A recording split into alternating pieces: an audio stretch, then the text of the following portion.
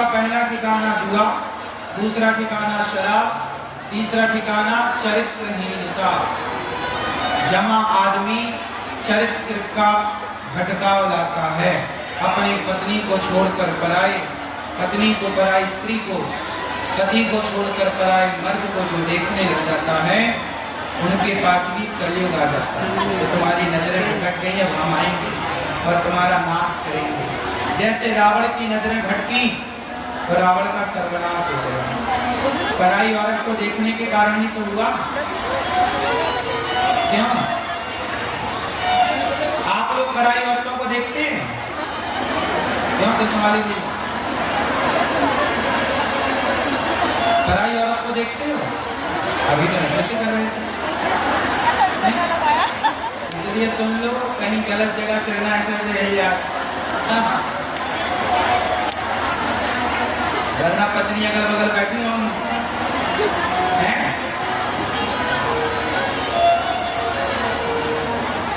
रावण पराई नारी के चक्कर में पड़ गया। क्या हुआ?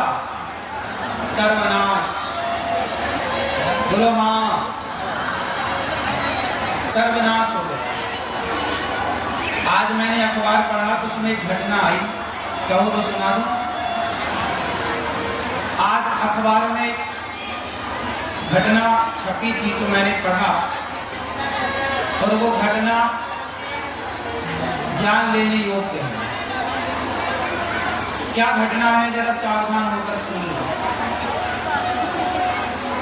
एक पति था, वो पराई औरत के चक्कर में रहता था। पत्नी को पता लग गया कि मेरा पति पराई औरत के चक्कर में है, तो पत्नी ने अपने पति को समझाया कि ये गलत है, आप ऐसा ना करिए, आप हमें धोखा दे रहे हैं। पति ने कहा ठीक है, हम नहीं बात करेंगे, हम नहीं मिलेंगे। लेकिन फिर भी पति लुक छिप करके उस महिला से मिलता रहा। पत्नी को पता लगा तो पत्नी ने फिर समझाया कि देखो आप गलत कर रहे हैं, आप हमें धोखा दे रहे हैं, हम आपकी पत्नी हैं, हमारे होते हुए आप किसी पराई औरत को देख रहे हैं, उसके संग रह रहे हैं, उसके साथ समय बिता रहे हैं, ये गलत है। जो कि हर नारी अपने पति को ये समझाती है। क्यों जी, बात सही है? पति ने बोला प्रॉमिस करता हूं अब मैं कभी नहीं मिलूंगा उस स्त्री से। लेकिन पुरुष फिर उसी के चक्कर में। पत्नी को आया गुस्सा, पत्नी गई और उस महिला को समझाया, सुन चुड़ैल, मेरे पति पर डोरे डालना छोड़ दे। समझा करके पत्नी घर आ गई। पत्नी कितनी अच्छी है कि अपने पति को भी समझा रही है और उस चुड़ैल को भी समझा रही है जो इसके पति पर डोरे डाल रही है। ऐसा करते करते 1 साल बीत गया। फिर भी पति का उस स्त्री से मिलना जुलना चालू था।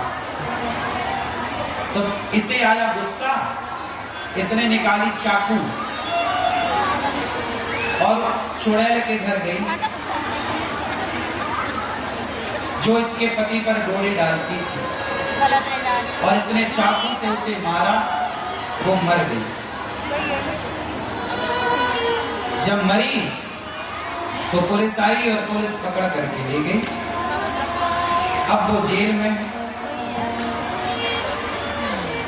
अब बताओ कि वो बेचारी पत्नी जेल चली गई और वो एक नारी, वो एक स्त्री मर गई, चाकू मारी मर गई।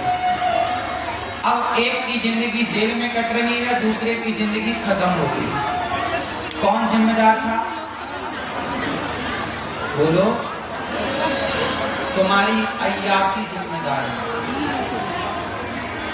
तुम्हें पता नहीं है। अच्छा, मैं पुरुषों से एक सवाल करूं,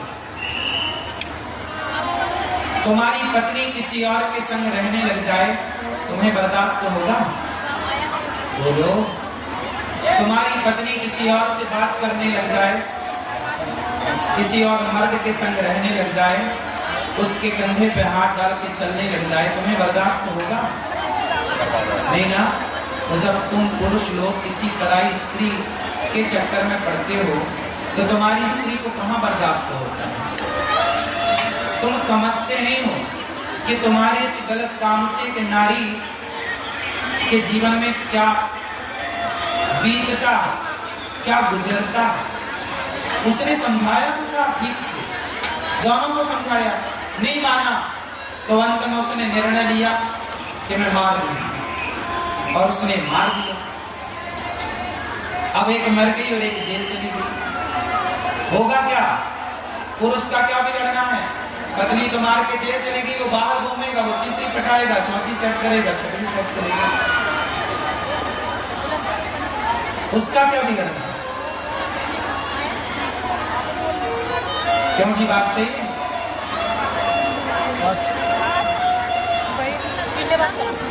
इसलिए अब बताइए, पराई औरत के चक्कर में सर्वनाश की स्थिति उत्पन्न हो गई ना। छोटे छोटे बच्चे अनाथ हो गए कि नहीं? अब माँ जेल में है तो बच्चे छोटे छोटे हैं। अब कौन बच्चों को लाड़ लड़ाएगा, कौन बच्चों को प्यार करेगा? तुम तो अपना दूसरी ले आओगी, दूसरी ले आओगे, वो दूसरी औरत थोड़ी उन बच्चों को लाड़ कर पाएगी, वो तो सौत कहलाएगी ना, वो थोड़ी उन बच्चों को प्यार करेगी। एक व्यक्ति की गलती ना जाने कितने लोगों की जिंदगी उजाड़ सकती है। देखो, गलती एक पुरुष ने की, उसकी गलती से एक महिला मर गई, दूसरी महिला जेल चली गई, और उसके बच्चे छोटे छोटे अनाथ से हो गए। माँ के बिना बच्चे तो अनाथ ही है ना, क्यों? माँ के बिना बच्चे तो अनाथ ही है। फिर समाज में बदनामी हुई, वो अलग। क्या पाया आपने? कौन सी समझदारी है ये? इसलिए ऋषि मुनि कहते हैं, मैया बताओ नर्क का द्वार क्या है? बताओ भैया चश्मा वाले, नर्क का द्वार किसे कहते हैं? बोलो थोड़ा जोर से।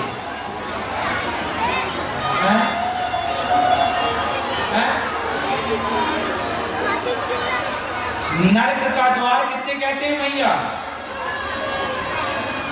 बोलो, नहीं पता तो सुनो, और कान खोल के सुनना। आज कान ठीक ठाक है कि नहीं? बहुत ध्यान से सुनना। नर्क का द्वार क्या है? पर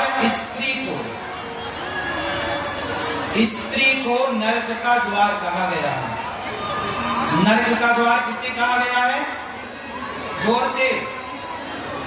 किसको? पर स्त्री को। किसको? किसको? स्त्री को नर्क का द्वार कहा है। किस स्त्री को? पत्नी को नहीं। पत्नी नर्क का द्वार नहीं, पराई स्त्री नर्क का द्वार है। अब बताइए, वो आदमी पराई स्त्री के चक्कर में अपनी अच्छी खासी जिंदगी में आग लगा ली कि नहीं? बर्बाद हो गई कि नहीं जिंदगी?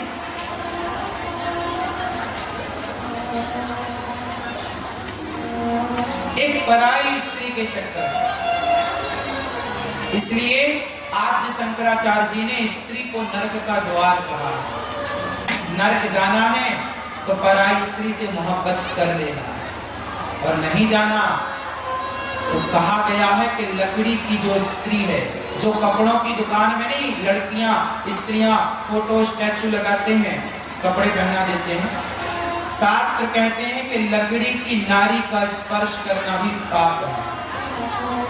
लकड़ी की वो जो स्टैचू आपने दुकान में, कपड़े की दुकान में नहीं लड़कियों के स्त्रियों के लगे रहते हैं चित्र, उसका टच करना भी, उसे छूना भी पाप है। लकड़ी की नारी सही की तो छोड़, रावण ने छू लिया था सीता मां को, किया कुछ नहीं। क्या रावण ने सीता मां के साथ कोई दुराचार किया, कोई गलत काम किया नहीं, केवल छुआ था उनकी मर्जी के बिना, केवल छुआ ही तो था ना। और अशोक वाटिका में लाके रखा था। रावण की नीयत खराब नहीं थी, नीयत खराब होती तो कमरे में लाके रखता, लेकिन छुआ तो था ना। यदि आपने छुआ है, और दुशासन ने द्रौपदी के बाल छुए थे कि नहीं, बाल पकड़ के घसीटा, साड़ी छू ली, इच्छा के बिना, आपकी इच्छा नहीं है और मैंने आपके कपड़े छू लिए, ये पाप है। दुशासन ने साड़ी छुई द्रौपदी माता की, और रावण ने स्पर्श किया माता सीता का, दोनों का परिणाम था सर्वनाश। क्या परिणाम था? बोलो, सर्वनाश। हाथ जोड़ के निवेदन करूं, अपना भला चाहते हो तो सपना भी किसी पराई नारी का मत देखना, स्वप्न में भी पराई नारी ना हो।